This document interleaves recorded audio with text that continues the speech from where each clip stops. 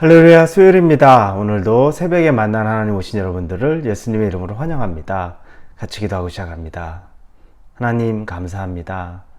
오늘 하나님, 우리가 말씀 통해서 만나는 하나님, 일주일의 절반 정도 지나가고 있는데 벌써 우리의 몸과 마음이 좀 지쳐가기도 합니다. 열심히 해보려는 의지가 많이 꺾이기도 했고 또 자꾸 좌절에 부딪히기도 합니다. 그러나 하나님의 말씀이 우리에게 다시 임하면 또 우리를 하나님께서 세워주실 것을 기대합니다. 그 능력을 의지합니다.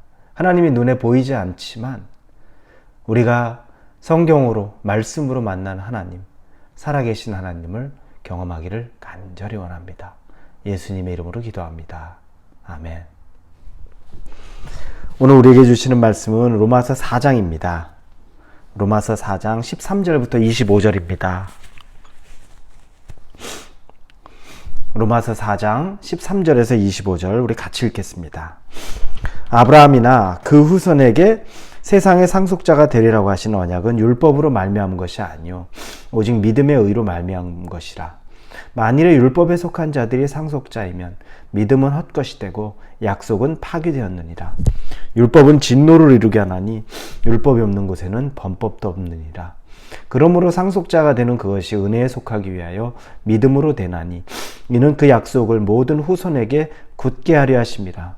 율법에 속한 자에게 뿐만 아니라 아브라함의 믿음에 속한 자에게도 그러하니 아브라함은 우리 모든 사람의 조상이라. 기록된 바 내가 너를 많은 민족의 조상으로 세웠다 하심과 같으니 그가 믿은 바 하나님은 죽은 자를 살리시며 없는 것을 있는 것으로 부르시는 이시니라. 아브라함이 바랄 수 없는 중에 바라고 믿었으니 이는 내 후손이 이같으리라 하신 말씀대로 많은 민족의 조상이 되게 하려 하심이라. 그가 100세나 되어 자기 몸이 죽은 것 같고 사라의 태가 죽은 것 같음을 알고도 믿음이 연약하여지지 아니하고 믿음이 없어 하나님의 약속을 의심하지 않고 믿음으로 견고하여져서 하나님께 영광을 돌리며 약속하신 그것을 또한 능히 이루실 줄을 확신하였으니 그러므로 그것이 그에게 의로 여겨졌느니라. 그에게 의로 여겨졌다 기록된 것은 아브라함만 위한 것이 아니요 의로 여기심을 받을 우리도 위함이니 곧 예수 우리 주를 죽은 자 가운데 살리신 이를 믿는 자니라. 예수는 우리가 범죄한 것 때문에 내줌이 되고 또한 우리를 의롭다 하시기 위하여 살아나셨느니라. 아멘. 어제는 우리가 할례와 또 의로움, 즉 아브라함과 할례 통해서 할례를 통해 우리가 의롭게 되는 것인가? 그렇지 않다라는 것을 우리는 보았습니다. 오늘 본문에서는 율법이 우리를 또 의롭게 하는 것인가? 아브라함을 통해서 또 우리가 또 자세히 보려고 합니다. 오늘 본문의 14절에 보면 만일 율법에 속한 자들이 상속자이면 믿음은 헛것이 되고 약속은 파기되었느니라 이렇게 나옵니다. 율법에 속한 자들이 상속자면 믿음은 아무것도 아니다. 율법 받은 자들만 구원받는 거지 나머지 사람들이 무슨 상관이 있느냐? 그 말인 거죠. 율법은 아브라함 때에 없었습니다.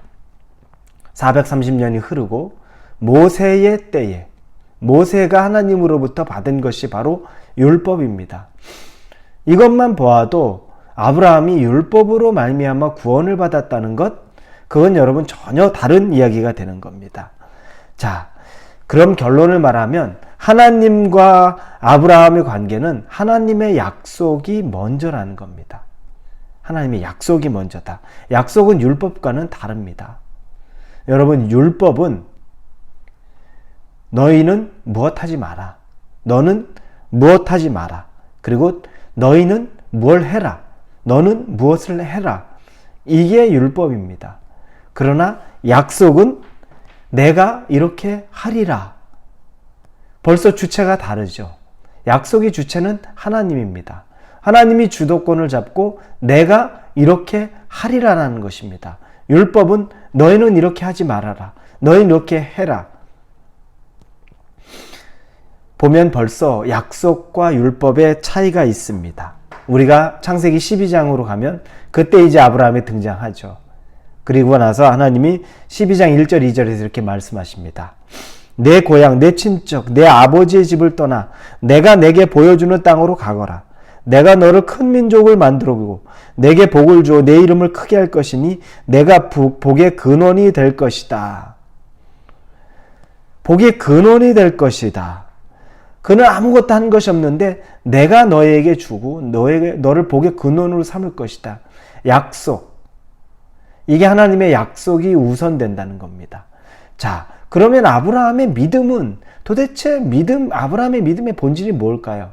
오늘 본문의 4장 17절에 보면 이렇게 쓰여 있죠. 그가 믿은 바 하나님은 죽은 자를 살리시며 없는 것을 있는 것으로 부르시느니라. 하나님에 대해서 하나님은 죽은 자를 살리고 없는 것을 있는 것으로 부르시는 이시다. 죽은 자를 살리는 하나님, 부활의 능력, 그리고 없는 것을 있는 것으로 만든 하나님, 창조의 능력. 아브라함에게 최소한 하나님은 부활의 능력이 있고 창조의 능력이 있는 겁니다. 여러분, 이건 인간의 손으로 할 수 없는 영역이죠. 우리가 부활과 관련이 있습니까? 우리가 창조와 관련이 있습니까? 그런데 아브라함은 이 하나님을 믿은 겁니다. 부활의 하나님, 창조의 하나님을 믿은 거죠. 그걸 하나님은 믿음이라고 보신 겁니다. 그 믿음입니다. 본질적으로 아브라함은 그래서 하나님 하면 그분은 부활의 능력, 창조의 능력을 가지고 계신 분으로 여겼던 겁니다. 자, 그러면 아브라함은 눈에 보이는 현실을 넘어서서 결국에 하나님의 성품과 능력을 믿음의 근거요, 그리고 자신의 자양분으로 삼았다는 것을 우리는 알고 있습니다. 눈에 보이는 것. 왜냐하면 부활과 창조는 여러분, 우리가 눈에 보이는 것이 아닙니다. 이건 우리의 능력과 인지를 벗어난 부분이기 때문에 아브라함이 이런 고백을 하는 건 벌써 내가 보여진 것, 내가 본 것을 근거로 하는 것이 아니라 그분의 성품과 그분의 능력을 믿는 그 밑바닥에 깔려 있는 것. 그래서 하나님이 아브라함의 믿음을 의롭게 여기신 겁니다. 사실 인간의 믿음이라는 것 자체는 생각해 보면 여러분, 우리가 믿음이라고 말하는 것 별로 가치가 없습니다. 믿음은 그 믿음을 중요하게 여기시는 하나님, 이 은혜로운 하나님의 관계 안에서 진짜 가치가 드러나는 겁니다. 내가 뭐 믿는데 이 믿은 것, 이거 별거, 제가 믿는 게 뭐 얼마나 대단한 겁니까? 별게 없어요. 내가 대단한 사람이라는 것 아무것도 아니에요. 그런데 믿음의 관계라는 것은 하나님 안에서, 즉 은혜로운 하나님 안에서 여겨지는 이 관계가 중요하다는 겁니다. 나는 별로 중요치 않은데 하나님이 그것을 어떻게 보고 계시고 하나님이 그것을 어떻게 여기느냐, 그게 가치 있는 믿음이라는 겁니다. 그래서 믿으면은 여러분 관계를 떠나서 설명할 수 없습니다. 믿음 좋다고 말하면 하나님의 관계를 말하는 겁니다. 그게 믿음이 좋은 것, 믿음이 좋지 않은 것, 그걸 이야기하는 거죠. 아브라함은 어려움이 없었을까요? 여러분, 오늘 본문에 19절에 보면 이렇게 쓰여 있죠. 그가 100세나 되어 자기 몸이 죽은 것 같고 사라의 태가 죽은 것을 알고도, 죽은 것 같음을 알고도 믿음이 약하여지지 아니하고, 이게 보면 창세기 17장 18장에 나오는 내용입니다. 냉정하게 자기 현실을 압니다. 100세나 되어서 자기 몸이 죽은 것 같고 자기 아내의 태가 다친 것, 죽은 것을 알고 있습니다.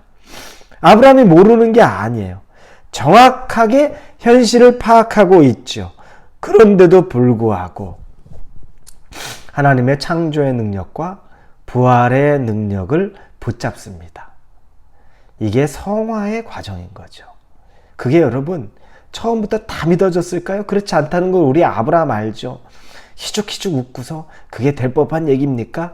그런데 하나님과의 관계 안에서 성화의 과정, 끝까지 그럼에도 불구하고 그걸 포기하지는 않았던 거예요. 조금씩 그 믿음에 더 전진하고 있었던 겁니다. 여러분에게 도전합니다. 한 번에 엄청난 걸 다 믿어서 대단한 걸 다 믿는 것, 그거 여러분 현실적이지 않아요. 그렇게 됐으면 너무 좋겠는데 현실적이지가 않아요. 오히려 진짜 우리 믿음의 진보는 하루하루 차곡차곡, 어느 순간 믿어지지 않지만 그러나 믿음의 눈, 하나님의 관계 안에서, 그분의 말씀의 언약 안에서 내가 다시 그걸 붙잡고 살아가면서 우리가 성장해가는 이 성화의 관계, 너무너무나 중요한 겁니다. 한꺼번에 어느 순간 정말로 다 믿어져가지고 그럴 때가 있죠. 어떨 때 하나님이 확신을 주는 때가 있습니다. 그런데 많은 부분에서는 시간이 걸리고, 그 시간이 지나면서도 내가 꾸준히 조금씩 그 믿음에서 멀어지지 않게 하나님 안에서 관계를 잘 붙들고 가는 것, 그것들이 반드시 있다는 겁니다. 여러분들 이걸 놓치지 마십시오. 오늘 밤 마지막 23절 25절에 보면 그에게 의로 여기셨다 기록된 것은 아브라함만 위한 것이 아니요 의로 여기심을 받은 우리도 위함이니, 이렇게 나옵니다. 여러분, 하나님은 이걸 아브라함에게만 요구한 것이 아닙니다. 믿음을 아브라함에게만 요구한 것이 아니라 저와 여러분에게 지금 요구하고 있는 것입니다. 창조의 능력과 부활의 능력, 아브라함이 믿었던 걸 저와 여러분도 믿는 능력이 있으라고 하나님이 우리를 도전하는 겁니다. 우리 하나님 잊은 채 현실의 눈이 닫히고 100세나 99세나 되어서 다 죽은 것 같고, 90세나 되어서 태가 닫힌 것 같고, 거기에 주저앉아 있지를 말고 아브라함이 그랬던 것처럼, 사라가 그랬던 것처럼 우리도 다시 살아나라고 하나님이 말씀하시는 겁니다.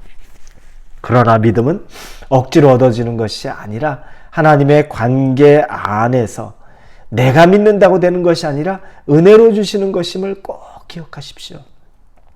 그래서 여러분이 힘이 없고 믿음이 부족한 것 같을 때 여러분 스스로 자학하거나 여러분 스스로를 비난하는 것이 아니라 은혜를 주시옵소서라고 구해야 될 이유가 바로 거기 있습니다.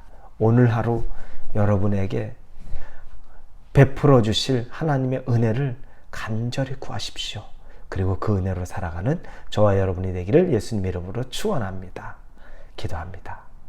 하나님, 은혜를 구합니다. 믿음, 하나님과의 관계 안에서 형성되는 것입니다. 은혜를 구하오니 은혜를 베풀어 주옵소서. 예수님의 이름으로 기도합니다. 아멘.